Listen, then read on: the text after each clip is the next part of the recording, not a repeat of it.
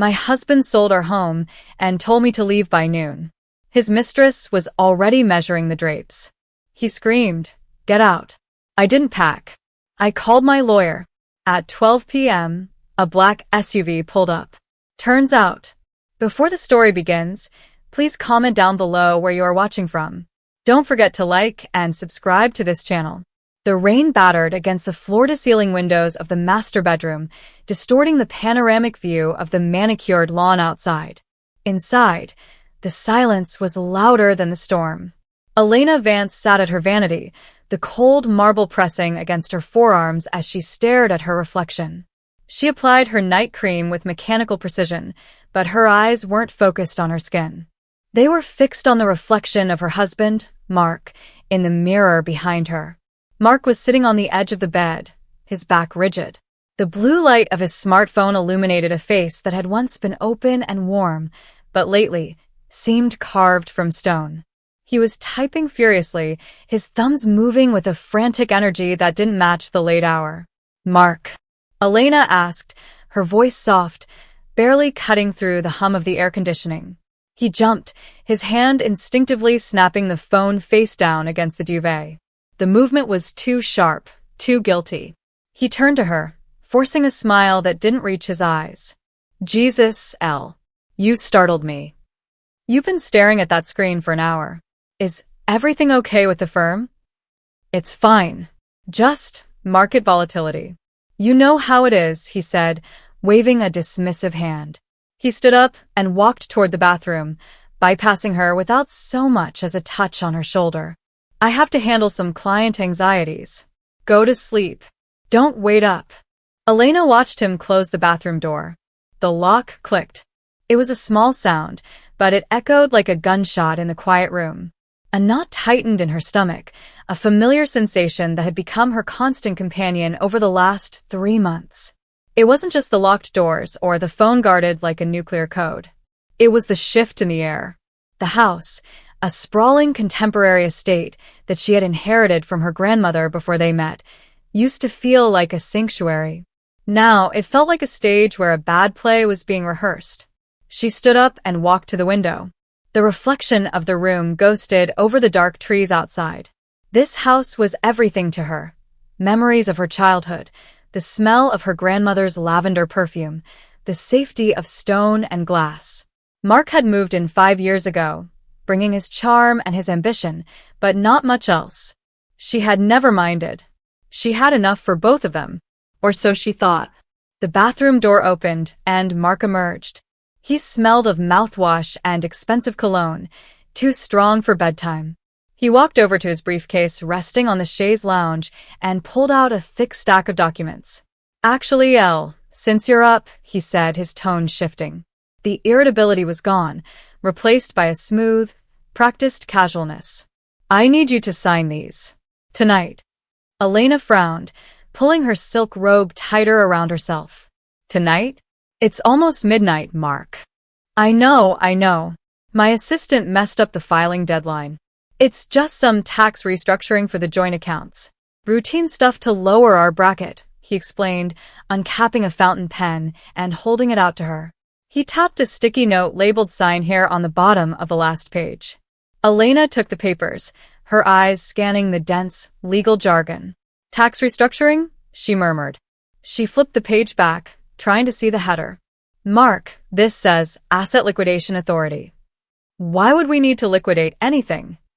Mark's hand shot out, gently but firmly stopping her from turning another page. His fingers were cold. "It's just terminology, Elena. Legal speak. It allows me to move funds between accounts without getting hit by penalties. Why do you always have to overcomplicate things?" "I'm not overcomplicating.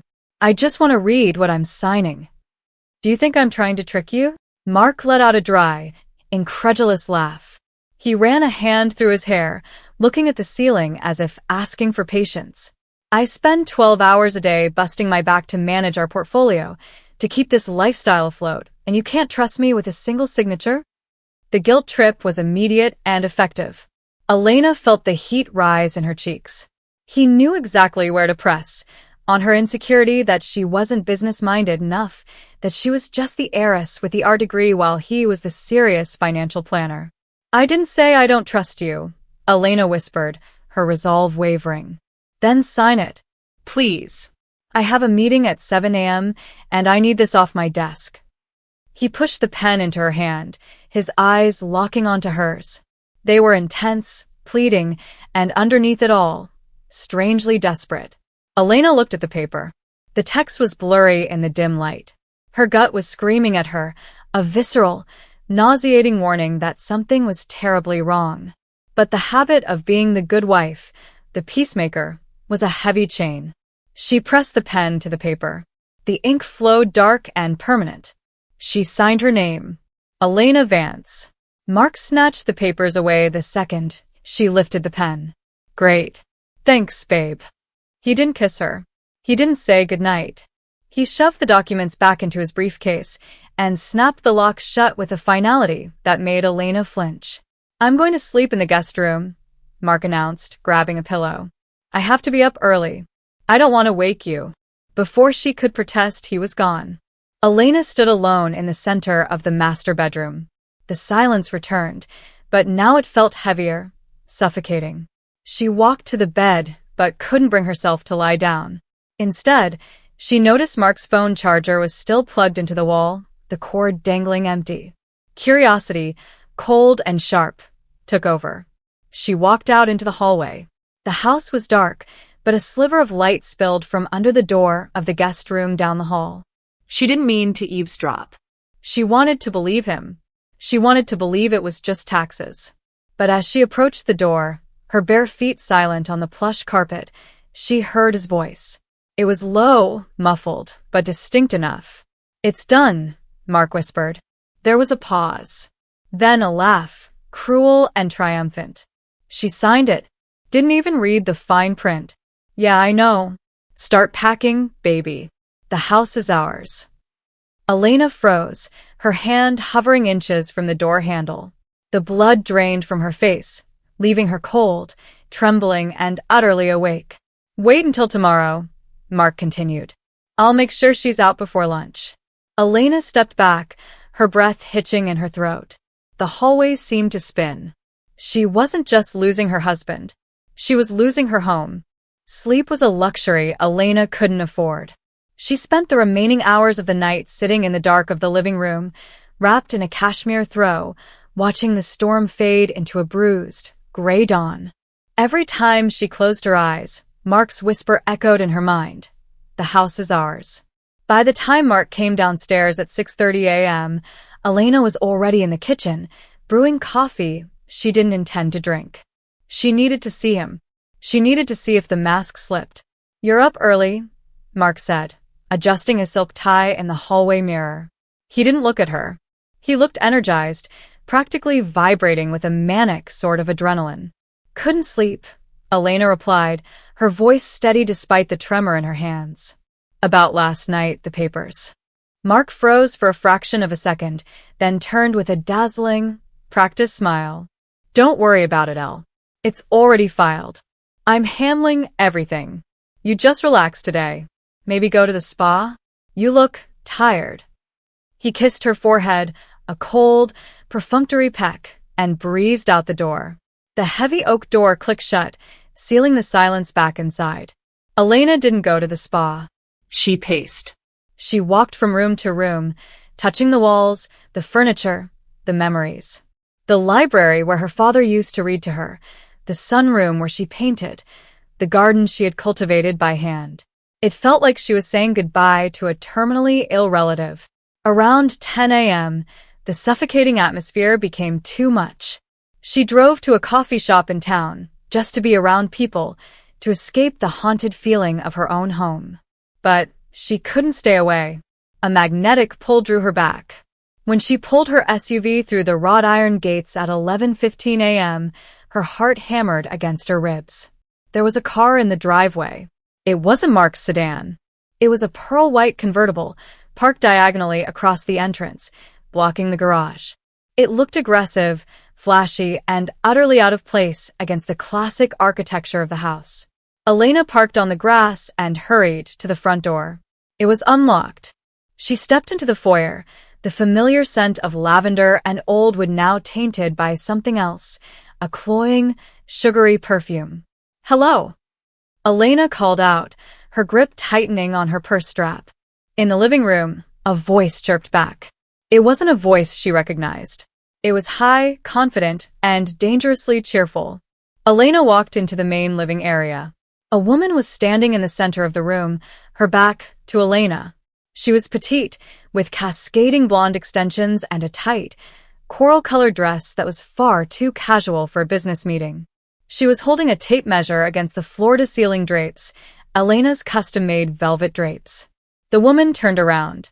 She was young, perhaps 25, with a face full of expertly applied makeup that couldn't hide the hardness in her eyes. "Oh, "You must be the wife," the woman said. There was no apology in her tone, only a scanning, critical assessment. Elena stiffened. "Excuse me? Who are you, and why are you measuring my curtains?" The woman snapped the tape measure back into its casing with a sharp click. "I'm Chloe, the interior designer. Mark sent me." She smiled, but it didn't reach her eyes. It was a predator's smile. He said he wanted to get a head start on refreshing the place. Make it more modern. Less museum-like. She gestured vaguely at the antique mahogany coffee table that had been in Elena's family for 3 generations. "This stuff is a bit heavy, don't you think? It really drags down the energy." Elena felt a surge of heat rise up her neck. It wasn't just the intrusion. It was the audacity. Mark didn't mention hiring a designer. "And frankly, I like my home exactly the way it is. Please leave." Chloe didn't move. Instead, she picked up a porcelain figurine from the mantel, a delicate piece Elena's mother had brought back from Paris. Chloe turned it over in her hands carelessly, inspecting the base. "Well, Mark was very specific," Chloe said, her voice dropping an octave, becoming silkier. "He said the current aesthetic is suffocating. He wants open concepts, bright colors, new beginnings." She placed the figurine back down, slightly off-center. "He said I had creative control." "I don't care what he said." Elena stepped forward, her voice trembling with suppressed rage. "This is my house. You are trespassing. Get out before I call security." Chloe laughed. It was the same laugh Elena had heard through the door last night. "God, you are intense. No wonder he's so stressed out." She grabbed her oversized tote bag from the sofa. "Fine. "I'm going. I have the measurements I need anyway." Chloe sauntered toward the door, her heels clicking loudly on the hardwood. As she passed Elena, she paused, leaning in close. The smell of her perfume was nauseating.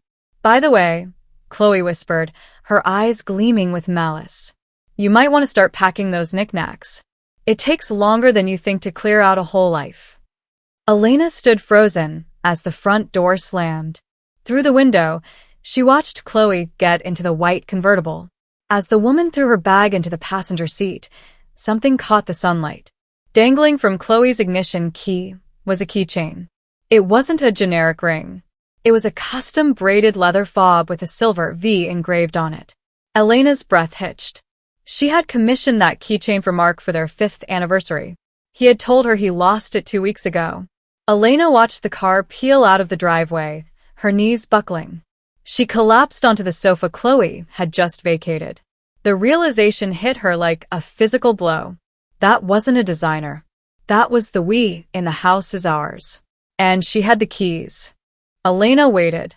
The silence of the house was no longer peaceful. It was a holding breath before a scream. She sat in the wingback chair facing the front door, the sun moving across the floorboards, counting the hours. She didn't turn on the lights when evening fell. At 7:45 p.m., the headlights of Mark's sedan swept across the living room walls. The garage door rumbled open, then shut. Footsteps approached the front door. The lock turned. Mark walked in, loosening his tie, humming a tune under his breath. He flicked on the hallway light and jumped when he saw Elena sitting in the semi-darkness of the living room. "Christ, Elena," he exhaled, hand over his chest. "Why are you sitting in the dark like a ghost? You scared the hell out of me." Who is Chloe? Elena asked. Her voice was flat, devoid of inflection. Mark stopped mid-step. His hand froze on his tie knot. For a split second, pure panic flashed across his face. Wide eyes, a slack jaw. But just as quickly as it appeared, it vanished, replaced by a mask of confused irritation. Who? He asked, walking past her into the kitchen. He opened the fridge, grabbing a bottle of sparkling water. I don't know any Chloe. Don't lie to me, Mark, Elena said, standing up and following him. She was here, in this house. Today. Driving a white convertible. Measuring my curtains. Wearing your keychain. Mark slammed the fridge door shut. He turned around, his face flushed, but not with shame, with anger. Oh my God, are you serious right now? Are you actually spying on me? She was inside our house, Mark. She said you sent her. She's a consultant. Mark shouted, his voice echoing off the granite countertops. A staging consultant. I'm thinking about refinancing the mortgage to get better rates, and the bank needed an appraisal of the interior value. That's all. She said she was an interior designer. She said you wanted to refresh the place because it was suffocating. Because you are suffocating, Elena. Mark threw his hands up. Look at you. You're paranoid. You sit around this big empty house all day concocting theories while I'm out there trying to secure our future. She had your keychain, Elena said, her voice shaking. The one you said you lost. Mark let out a cruel, mocking laugh. He stepped closer to her, invading her personal space, using his height to intimidate her. You are delusional. You know that? Do you hear yourself? She had my keychain. I lost that key at the gym weeks ago. Maybe someone found it. Maybe you're just seeing things because you're stressed. I am not seeing things. You are. He grabbed her shoulders. His grip was too tight. You've been acting weird for months, Elena. Depressed. Anxious. And now this? Accusing me of what? Having an affair with a staging consultant. He released her with a shove, turning away as if he couldn't bear to look at her. I work my ass off for you. I try to make smart financial moves so we can travel, so we can retire early. And instead of thank you, Mark, or how was your day, Mark, I get an interrogation. He pinched the bridge of his nose, exhaling loudly. I can't do this tonight. I really can't. You're being hysterical. I'm not hysterical. I signed papers last night that I didn't read. Today a strange woman is measuring our house. It's not paranoia, Mark. It's a pattern. Mark spun around, his eyes cold and hard. Those papers were for us. To protect us. If you don't trust me, Elena, then maybe this marriage has bigger problems than a missing keychain. He let the threat hang in the air. It was a masterstroke of manipulation.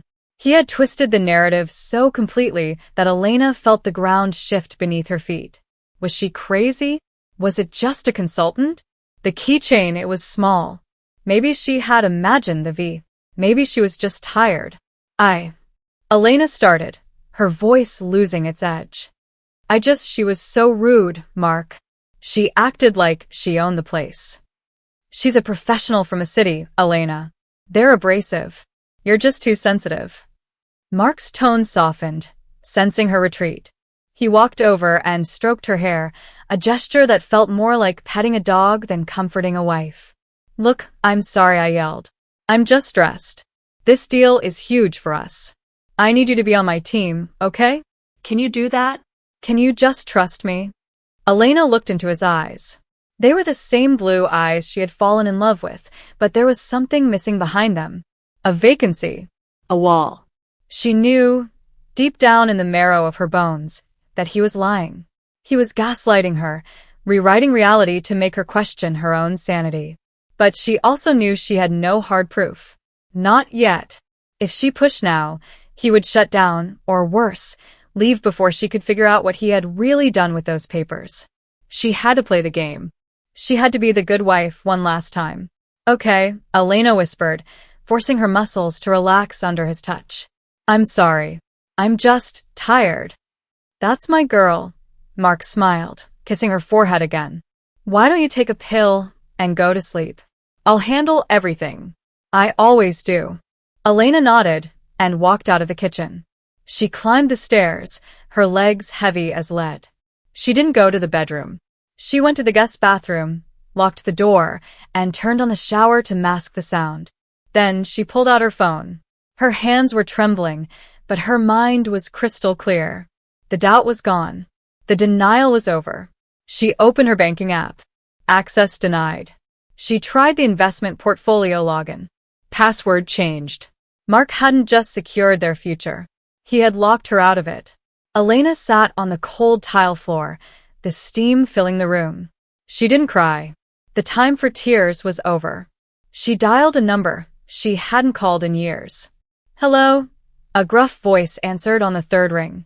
Mr. Sterling, Elena said, her voice steel. It's Elena Vance. I need you to look into a document I signed last night, and I need you to do it quietly. The morning sun did nothing to warm the chill that had settled into Elena's bones. She sat at the kitchen island, a cold cup of tea untouched in front of her. Her phone sat on the marble counter, a silent black monolith. She was waiting for Arthur Sterling. The old family lawyer had been a friend of her father's. He didn't bill by the hour. He billed by the crisis. And this was a catastrophe. When the phone finally buzzed, the sound was so sudden Elena nearly knocked over her tea. She swiped accept, her throat tight.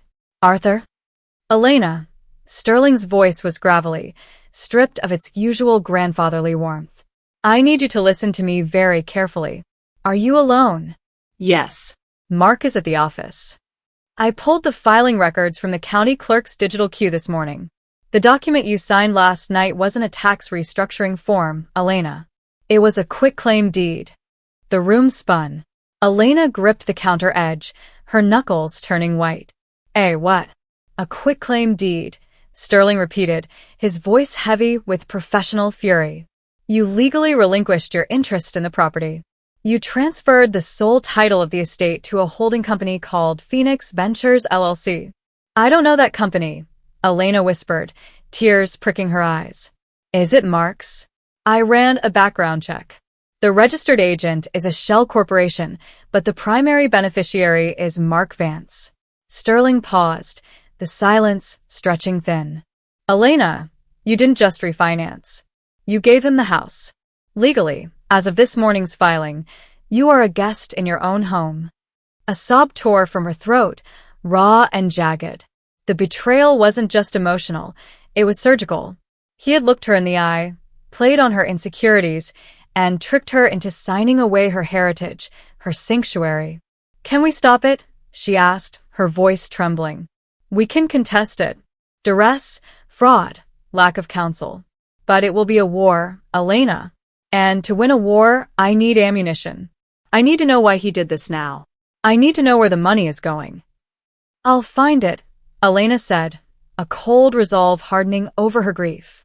I'll find everything. She hung up. The tears stopped. She didn't have time to cry. She marched up the stairs to Mark's home office. He always kept it locked, claiming client confidentiality, but Elena knew where the spare key was, hidden inside the hollow spine of a faux encyclopedia on the hallway bookshelf. A trick he thought was clever, one she had discovered 3 years ago while dusting. She retrieved the key, her hand steady. The lock tumbled with a satisfying click. The office smelled of stale coffee and Mark's cedarwood cologne. It was meticulously organized, a shrine to his ego. Framed articles of his minor successes lined the walls. But Elena wasn't interested in the walls. She went straight to the drawer of his mahogany desk. Locked. She grabbed the letter opener from the desktop, a heavy brass instrument. With a grunt of exertion, she jammed it into the gap above the drawer and pried. The wood splintered. The lock snapped. Inside, there were no client files. Just a single, thick manila envelope labeled New Horizons. Elena opened it. The contents spilled out onto the desk, a cascade of glossy brochures and printed emails. Her breath hitched. The brochures were for a penthouse in the city, ultramodern, sterile, and listed at $4 million. The purchase agreement was clipped to the front. It was already signed. The down payment? The exact amount Mark had drained from their joint savings 2 days ago. But it was the emails underneath that shattered her heart into irreparable dust. They were printed transcripts of conversations between Mark and Chloe_design. Mark. She's so stupid, babe. She didn't even read it. She just looked at me with those big, sad doe eyes and signed. Chloe, good. I'm tired of waiting. When do I get my keys? I hate living out of boxes. Mark. Friday. The transfer clears Friday morning. I'll tell her I'm leaving her at noon. By the time she realizes the house isn't hers, we'll have changed the locks. Chloe. Make sure she doesn't take the art. Or the wine collection. That's ours now. Mark. Don't worry. She'll be too busy crying to grab anything. I'm taking everything, Chloe. We won. Elena read the lines over and over, the words blurring as fresh tears finally fell, hot and fast. It wasn't just the theft. It was the contempt. Doe eyes. Stupid. He didn't just want to leave her. He wanted to destroy her. He wanted to strip her of her dignity, her home, and her history, and laugh while he did it. She picked up the last piece of paper in the stack. It was a flight itinerary. 2 one-way tickets to the Maldives, departing Friday evening. A celebration trip. Elena looked at the date on the calendar on Mark's desk. Today was Wednesday. She had 48 hours. 48 hours before he threw her out on the street. 48 hours before he erased her existence. The sadness in her chest began to curdle, thickening into something darker, heavier. It was a physical weight pressing down on her lungs, but it didn't crush her. It anchored her. She pulled out her phone and snapped high-resolution photos of every document, every email, every brochure. She recorded a video of the broken drawer, the contents spread out. Then, she carefully placed everything back into the envelope, taped the splintered drawer shut to look mostly intact, and backed out of the room. She locked the door and replaced the key in the book spine. Back in the safety of her bedroom, she dialed Sterling again.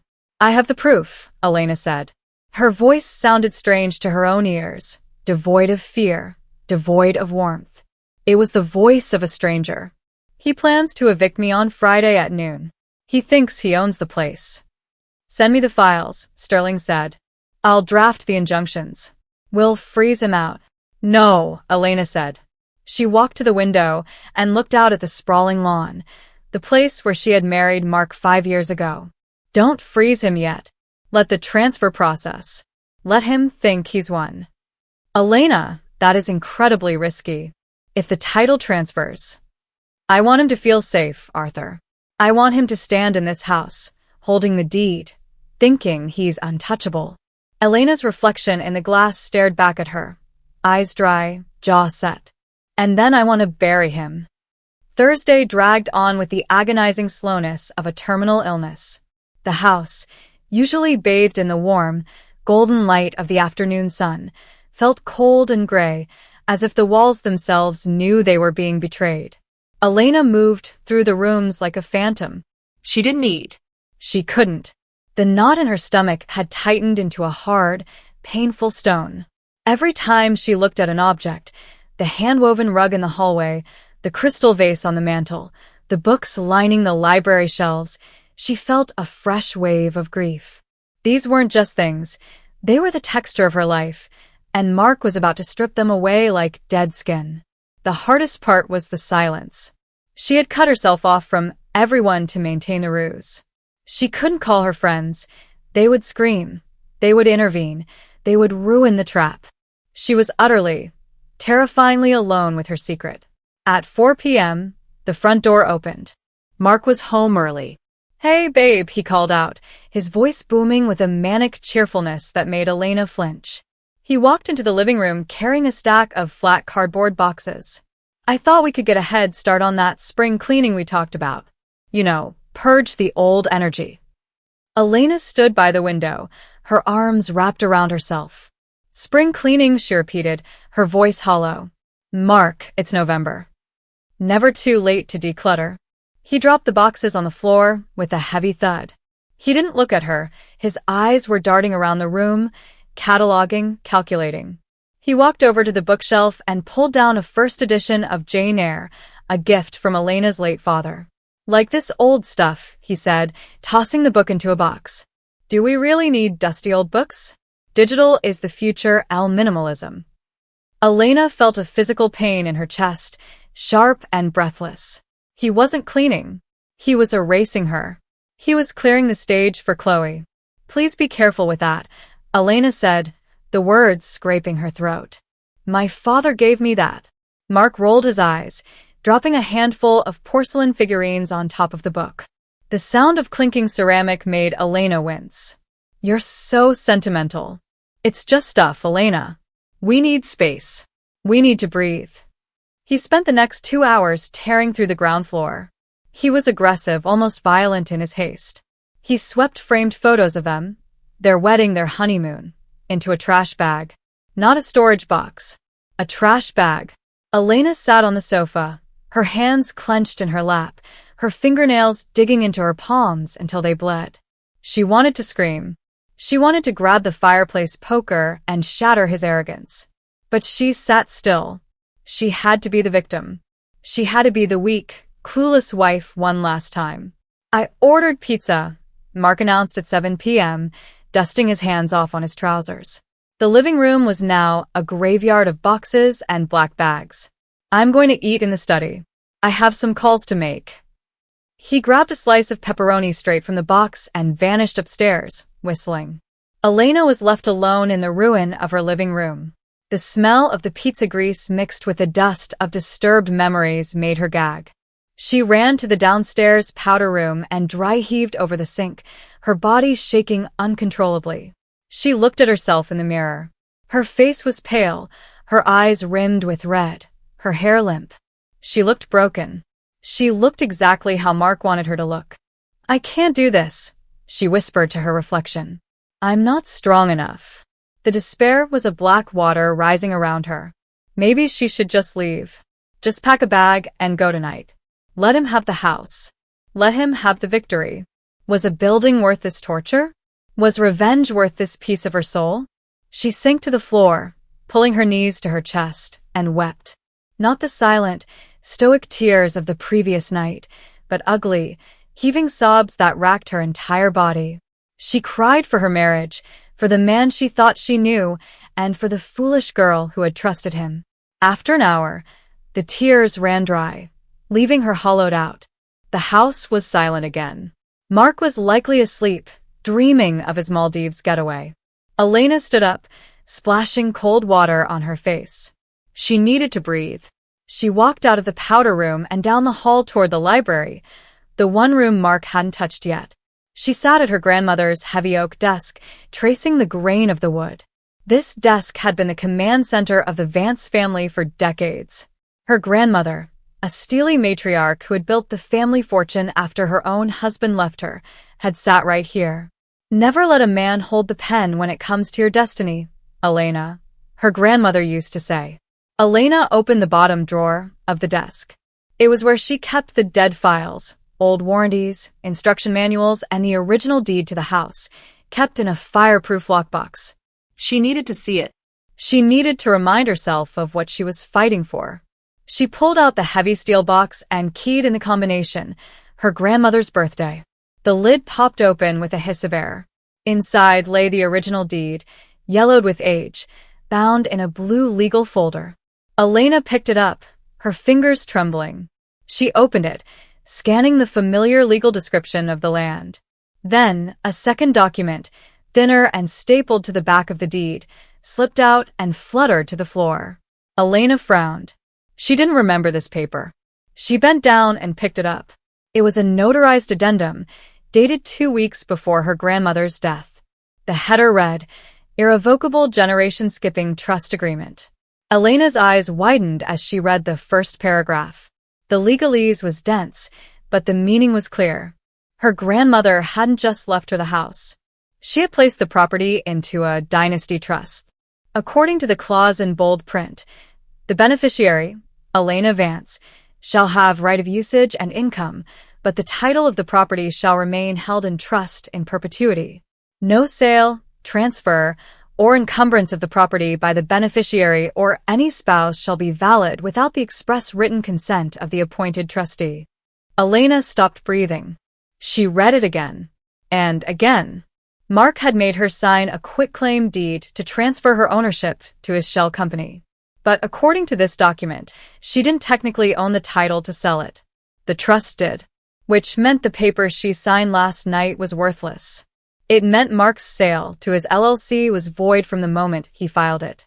It meant he had committed federal wire fraud and title fraud on a property he couldn't possibly touch. Elena looked up from the paper. The tears were gone. The fear was gone. A slow, terrifying smile spread across her face in the darkness of the library. Mark thought he was playing chess. He didn't realize he wasn't even on the board. Friday morning arrived with a sky the color of a fresh bruise. The air was thick and humid, carrying the scent of impending rain, but inside the Vance estate, the atmosphere was electric with Mark's manic energy. He was up before the alarm, whistling a tune that grated against Elena's nerves like sandpaper on glass. He stood in front of the hallway mirror, adjusting his cufflinks, gold squares that she had bought him for his promotion last year. He looked vibrant, younger, shedding the skin of the stressed husband to reveal the triumphant bachelor underneath. Elena sat on the edge of the bed, watching him. She had dressed in simple clothes, jeans and a gray sweater. The uniform of a woman giving up. "Big day, Elle," Mark said, catching her eye in the reflection. He didn't turn around. "I know it's hard, but it's for the best. The market is crashing.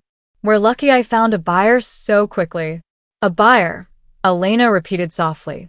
"The LLC." Exactly. "Professional investors. They want the property vacant by noon so their contractors can start renovations on Monday. Strict deadline." He finally turned, flashing a smile that was meant to be comforting but looked more like a baring of teeth. "I booked you a suite at the Marriott for the weekend, just until you find a smaller place." "And where will you go?"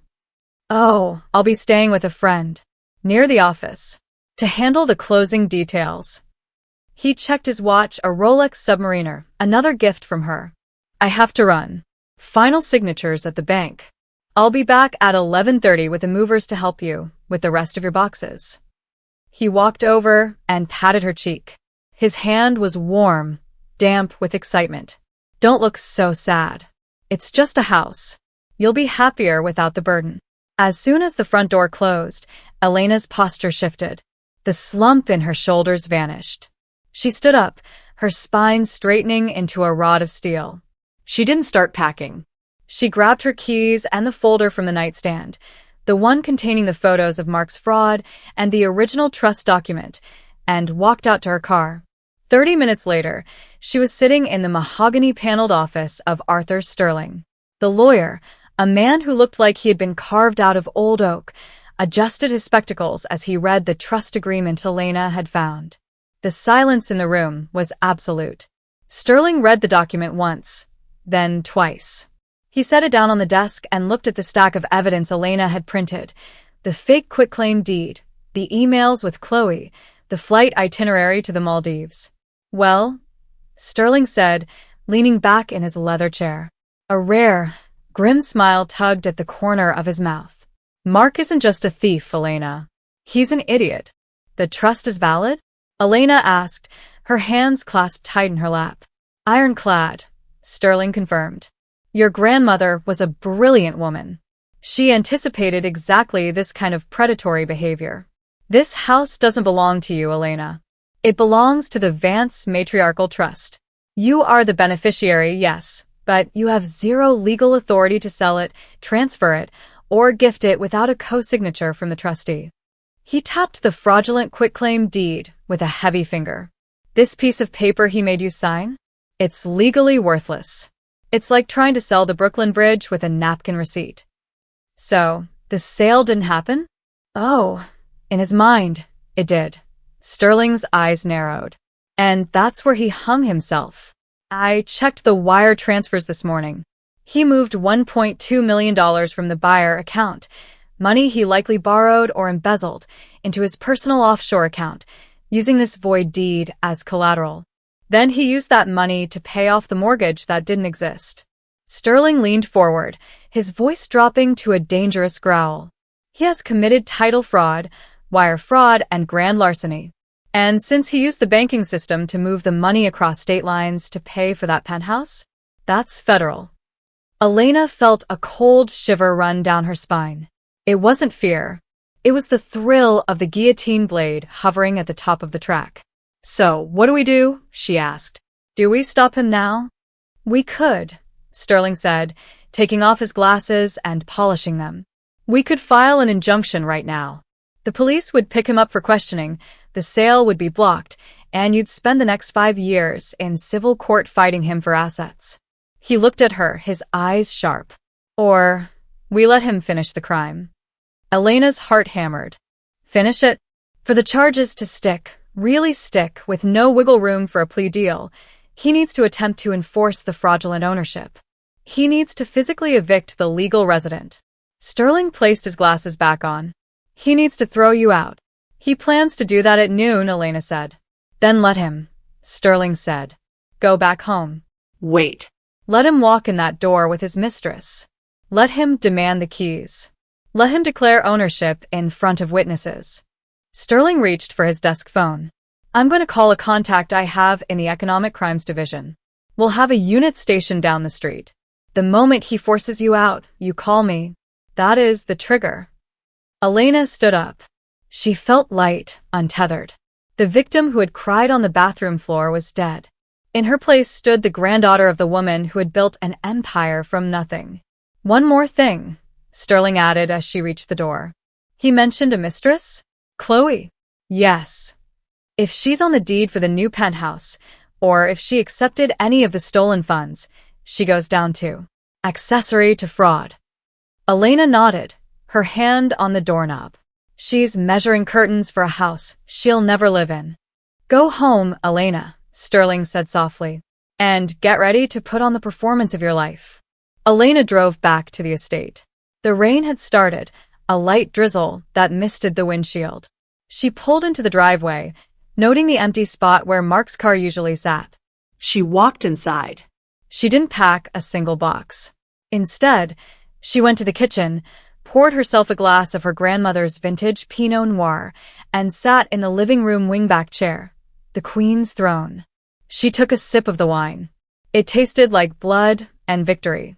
She checked her phone. 11:15 a.m. The countdown had begun. The sound of tires crushing gravel announced their arrival long before the doorbell rang. It was a heavy, crunching sound, arrogant and fast. Elena remained seated in the wingback chair, the crystal glass cool against her palm. She didn't look out the window. She knew exactly who it was. She took a slow sip of the Pinot Noir, letting the complex notes of cherry and oak settle on her tongue. It was 11:45 a.m. The front door didn't open with a key. It burst open, flung wide by a hand that felt entitled to the space. "Elena? I see your car, I know you're—" Mark's voice died in his throat. He stood in the foyer, shaking rain from a black umbrella. He wasn't alone. Clinging to his arm, dressed in a white trench coat that looked starkly bright against the gloomy day, was Chloe. She looked less like an interior designer now and more like a cat that had finally caught the canary. Mark stepped into the living room, his eyes scanning the space. He stopped when he saw Elena. She wasn't weeping into a handkerchief. She wasn't frantically taping up boxes. She was sitting with her legs crossed, a glass of wine in hand, looking at him with an expression of mild curiosity. The room was exactly as he had left it, cluttered with the few boxes he had packed, but mostly untouched. The art was still on the walls. The rugs were still on the floors. "What is this?" Mark asked, his brow furrowing. "Elena, why aren't you packed? The movers will be here in 15 minutes. "I decided to take a break," Elena said, her voice smooth, showing no cracks. She swirled the wine in her glass. "It's a lot to process, Mark. Losing everything in a day." Chloe let out a sharp, impatient breath. She stepped out from behind Mark, her heels clicking on the hardwood, a staccato rhythm of invasion. She looked around the room with a sneer of distaste. "Mark, you said she would be ready," Chloe whined, her voice grating. "I told the contractors we could do a walk-through at 1. This place is full of junk. She picked up a throw pillow from the sofa, one Elena had hand-stitched, and dropped it on the floor as if it were contaminated. Elena's gaze shifted to Chloe. Up close, the girl was pretty in a manufactured way, but her eyes were empty. Hello, Chloe. Measuring curtains again. Chloe stiffened, looking to Mark for defense. Stop it, Elena, Mark snapped, stepping between them. Don't take this out on her. Chloe is here to facilitate the transition. She represents the new owners. The new owners, Elena repeated, a dry smile touching her lips. Right. The LLC. Look, we don't have time for this passive-aggressive nonsense, Mark said, checking his watch aggressively. I have a schedule to keep. I need you to go upstairs, pack your essentials, clothes, toiletries, and get out. We can have the movers ship the rest to your mother's house later. My mother's house, Elena mused. That's funny, since she's the one who bought this house. And I'm the one who paid the mortgage for 5 years. Mark shouted, his composure cracking. The vein in his neck bulged. I'm the one who kept the lights on while you played artist. I earned this, Elena. Now stop making this difficult and sign the handover receipt. He pulled a crumpled paper from his jacket pocket and slammed it onto the coffee table. It was a formal acknowledgement of vacancy. Elena looked at the paper, then back at Mark. She saw the sweat beading on his upper lip. He was nervous. Beneath the bluster and the expensive suit, he was terrified that his house of cards would collapse if she didn't leave on time. And if I don't? Elena asked softly. Mark laughed, a harsh, barking sound. He leaned down, placing his hands on the arms of her chair, trapping her. His face was inches from hers. She could smell the coffee and the lies on his breath. Then I call the police, he whispered. Technically, you're trespassing. I'm the authorized agent for the property owner. If you aren't out the door by noon, I will have you forcibly removed. Do you really want that scene, Elena? Do you want the neighbors to see the heiress dragged out in handcuffs? Elena held his gaze. For the first time in years, she saw him clearly. He wasn't a partner. He was a parasite. A parasite that had grown fat on her kindness and mistaken it for weakness. No, Mark, she said, her voice steady as a heartbeat. I definitely don't want to be the one in handcuffs. Good. Mark straightened up, adjusting his lapels. He turned to Chloe, winking. See? She just needs a firm hand. Chloe smirked, walking over to the fireplace mantel. She reached out and picked up the antique clock, the one that had chimed every hour of Elena's life. Can we keep this? It's kind of vintage chic. Sure, babe. Whatever you want, Mark said, his back to Elena. It's all ours. Elena set her wine glass down on the side table. The crystal made a sharp ting. She looked at the grandfather clock. The big hand clicked onto the 12. Dong. The deep, resonant chime filled the room. Noon. Elena stood up. She didn't pick up a box. She picked up her phone. Time's up, she said. Mark turned around, confused by her tone. Exactly. Get your purse. Get out. I wasn't talking to you, Elena said. She pressed the call button on her screen, her eyes locking onto Mark's with a terrifying calmness. I was talking to my lawyer. Outside, the crunch of gravel sounded again. But this time it wasn't a single car.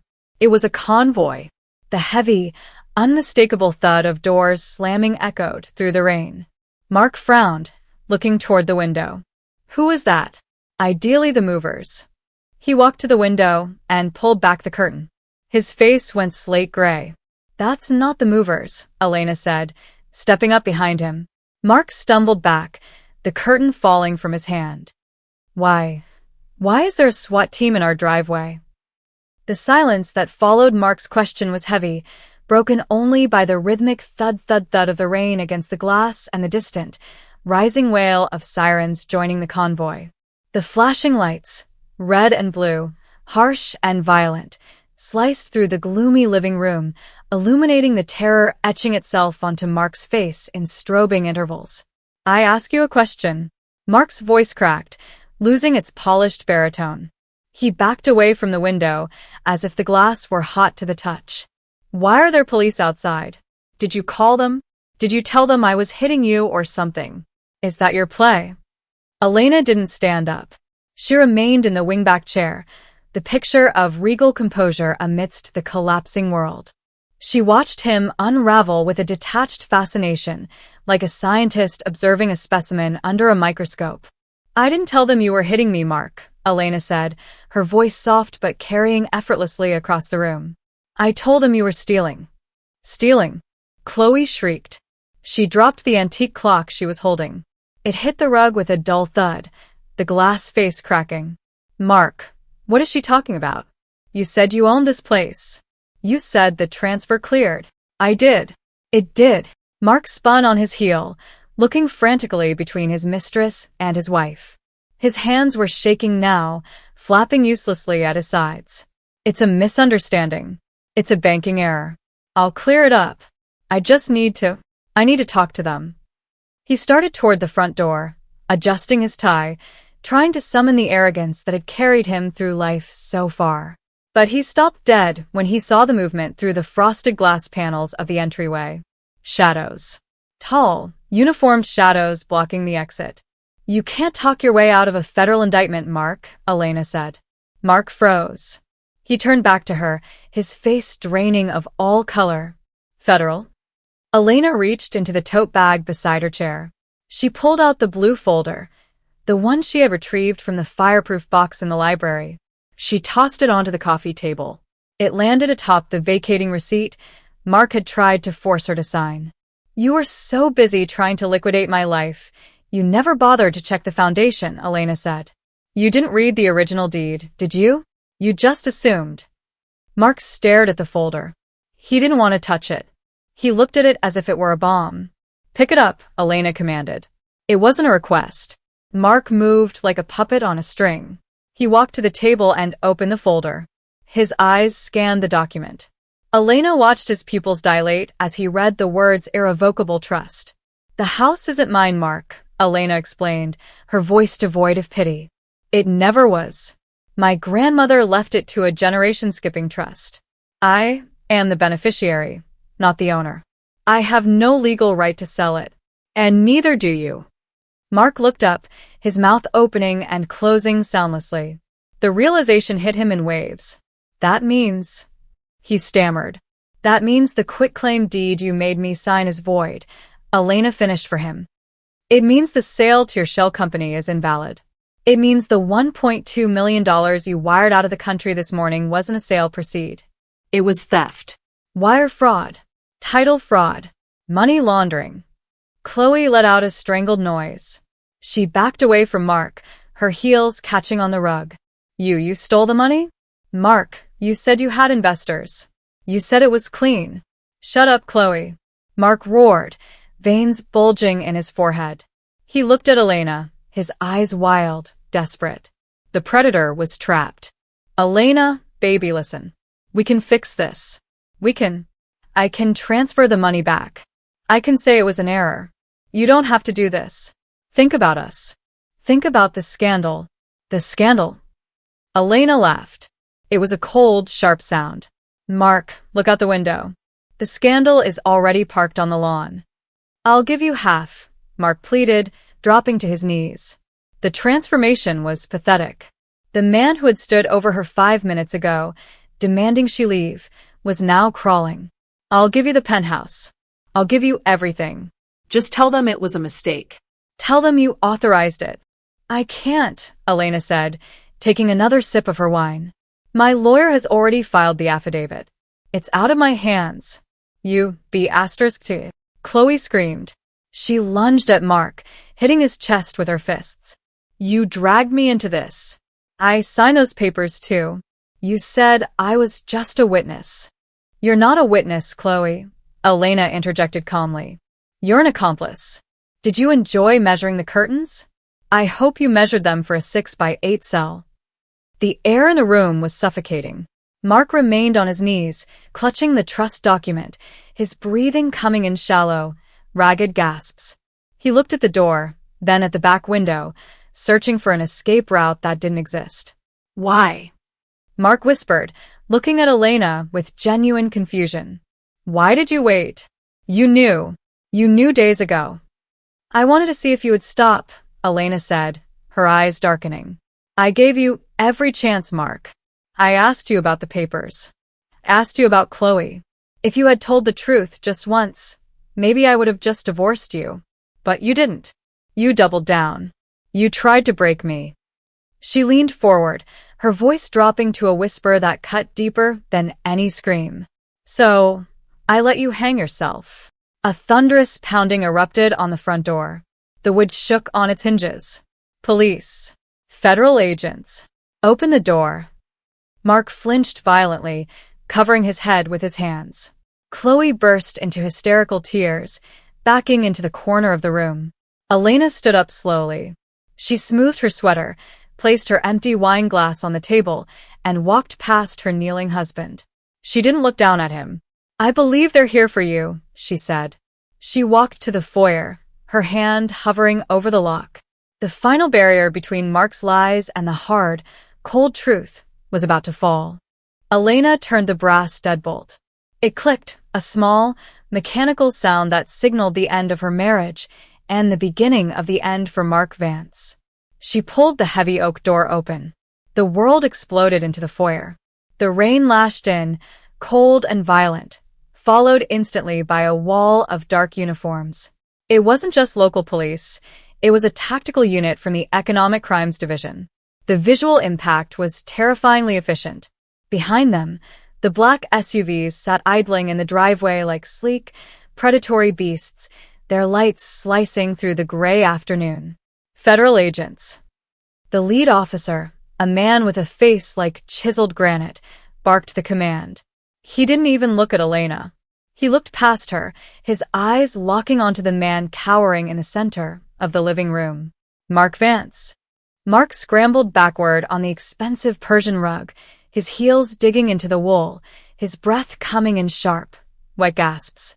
He looked small. The bravado, the expensive suit, the arrogance, it all dissolved instantly in the face of absolute authority. Wait. Mark stammered, holding his hands up, palms open. There's been a mistake. I'm the homeowner. I can explain. Mark Vance, you are under arrest for wire fraud, bank fraud, and aggravated identity theft, the officer cited, his voice cutting through Mark's babbling like a knife. Two agents moved past Elena, their boots heavy on the hardwood floor. No, listen to me. Mark tried to stand, to summon some shred of his usual charm, but his legs betrayed him. He stumbled. My wife. She's confused. She's mentally unstable. She signed the papers. One of the agents grabbed Mark's wrist. The motion was swift and professional. Mark yelped, a high-pitched sound of indignity. Hands behind your back. Now, get off me. Do you know who I am? I manage millions. This is harassment. Mark twisted, his eyes wild, darting toward Elena. Elena, tell them to stop. Elena didn't move. She stood by the open door, the wind blowing rain onto her face, watching the scene with a detachment that chilled her to the bone. She saw the flash of silver. Click, click. The sound of the handcuffs ratcheting shut was louder than the storm. It was the sound of a steel trap snapping onto a leg. Chloe Miller? Another officer approached the corner where Chloe was sobbing into her designer trench coat. I didn't do anything, Chloe shrieked, her mascara running in black rivulets down her cheeks. She pointed a shaking finger at Mark. He told me he bought it. He showed me the papers. I'm just the designer. You are listed as a co-conspirator on the flight manifest and the beneficiary of the fraudulent transfer, the officer said, unmoved by her tears. He spun her around. Hands behind your back. No. Mark, you bastard. You promised me. Chloe screamed as the cuffs were secured. You said you owned everything. The living room, once a sanctuary of quiet luxury, was now a chaotic theater of justice. The agents hauled Mark to his feet. His tie was crooked, his hair plastered to his forehead with sweat. He looked at the coffee table where the blue folder, the trust agreement, still lay open. The truth of it seemed to finally penetrate his narcissism. It wasn't his to sell. It never had been. He had sold a phantom, and now the price was his life. They dragged him toward the door. As he passed Elena, the agents paused for a fraction of a second to adjust their grip. Mark looked up. His eyes were red-rimmed, filled with a mixture of hatred and terrified pleading. "Elena," he rasped, his voice broken. Please. "Call Sterling. Get me out. We can talk about this." Elena looked down at him. She didn't see a husband. She didn't even see an enemy. She saw a stranger who had overstayed his welcome. "I did call Sterling," Elena said, her voice barely a whisper, yet it carried over the rain. "He's the one who sent them." Mark's face crumpled. The last ember of hope was extinguished. He slumped in the officer's grip, a dead weight. "Get him out of here," the lead agent commanded. They marched him out into the driving rain. Elena watched from the doorway. She saw the neighbors standing on their porches across the street, umbrellas up, phones out, recording the downfall of the perfect Mr. Vance. The shame would be public. It would be total. One by one, they were shoved into the back of the black SUVs. Chloe was wailing. Mark was silent, staring blankly at the wet pavement, his head bowed against the headrest. The doors slammed shut. The engines roared. The convoy peeled out of the driveway, tires spraying gravel, disappearing down the long, winding road toward the city, toward booking, Toward holding cells. toward a future Elena would no longer be a part of. Elena stood alone in the open doorway. The house behind her was silent again. The adrenaline that had sustained her for 48 hours suddenly evaporated, leaving her knees weak. She closed the door, shutting out the storm. She leaned her forehead against the cool wood, closing her eyes. It was over. The intruder was gone. The parasite was removed. But as she turned back to face the empty living room, the shattered clock on the floor, the mud from the officer's boots, the half-packed boxes, the silence felt different. It wasn't peaceful yet. It was echoing. She walked over to the coffee table and picked up the blue folder. She was about to close it when her phone buzzed on the table. She picked it up. It was a text from Arthur Sterling. Subject: "It's done." Message: "They are in custody. I've already filed for the annulment based on fraud. But, Elena, you need to check the wall safe in the master bedroom." Mark mentioned something to the agents while they were reading him his rights. Something about insurance. Elena's blood ran cold. The wall safe. She hadn't opened it in years. It was where Mark kept his private files. She looked up the sweeping staircase, the shadows at the top seeming to stretch and darken. He was gone, but his poison might still be in the walls. She began to climb the stairs. The master bedroom felt vast, stripped of the manic energy that had filled it only hours before. Elena approached the painting of the seascape that hung above the dresser. Mark had always hated it, calling it depressing. She now knew why. It was too deep, too turbulent for a man who lived his life in the shallows. She swung the frame aside, revealing the digital safe embedded in the wall. She knew the code. It wasn't a birthday or an anniversary. It was the date Mark had started his firm, the only date that truly mattered to him. 0-5-0-1. The lock beeped, and the heavy door swung open. Inside, there were no stacks of cash or stolen jewelry. There was only a single, black leather-bound notebook and a flash drive taped to the cover. Elena took the notebook to the bed. Her hands trembled slightly, not from fear, but from the anticipation of finality. She opened the first page. It wasn't a diary. It was a ledger.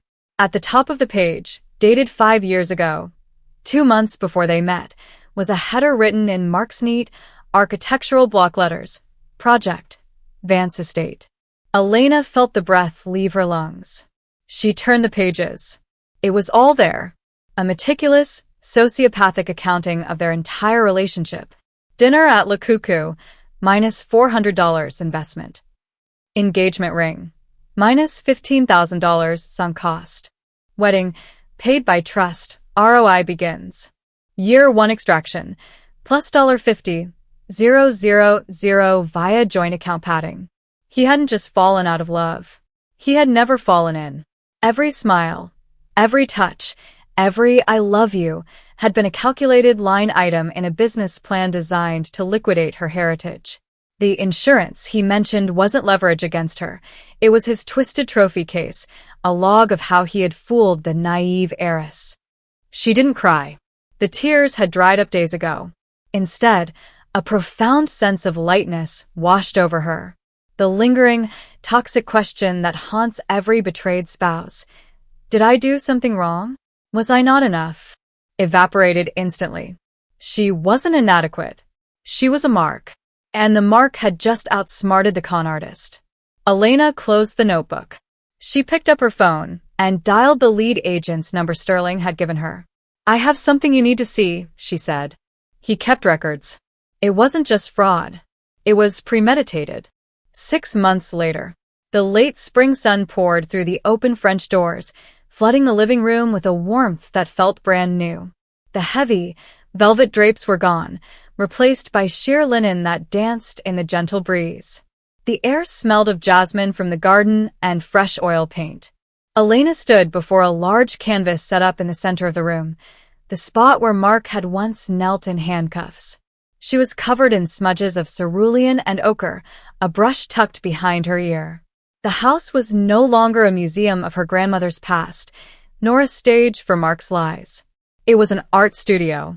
It was messy, vibrant, and alive. Her phone buzzed on the paint-splattered stool. It was Arthur Sterling. "Elena," the lawyer's voice was warm. "I just left the courthouse. The sentencing hearing is over." Elena wiped her hands on a rag, her heart beating a steady rhythm. And the notebook was the final nail, Elena. The judge didn't look kindly on the Project Vance ledger. He gave him the maximum. 15 years, no parole eligibility for at least 12. He's going to a federal facility in upstate. And Chloe, probation and community service. But her reputation is incinerated. No firm in the city will hire her. She's moved back to Ohio with her parents. Elena let out a long breath, releasing the last tension held in her shoulders. It's really over. It is. The annulment is finalized. Your name is clear. The trust is secure. You're free, Elena. Thank you, Arthur, for everything. She hung up and walked out onto the terrace. The garden was in full bloom, a riot of color that she had planted herself, reclaiming the earth from the minimalist landscaping Mark had insisted on. She looked out over the estate. It was silent, but it wasn't empty. It was filled with possibility. A small, golden retriever puppy bounded around the corner of the house, tripping over its own paws. It barked happily, chasing a butterfly. Elena smiled, a genuine, radiant smile that reached her eyes. She raised her face to the sun, closing her eyes. She had lost a husband, but she had found herself. She was the queen in her castle, the master of her fate, and for the first time in a long time, the future looked like a masterpiece waiting to be painted. Elena turned back to her canvas, picked up her brush, and began to paint. The end.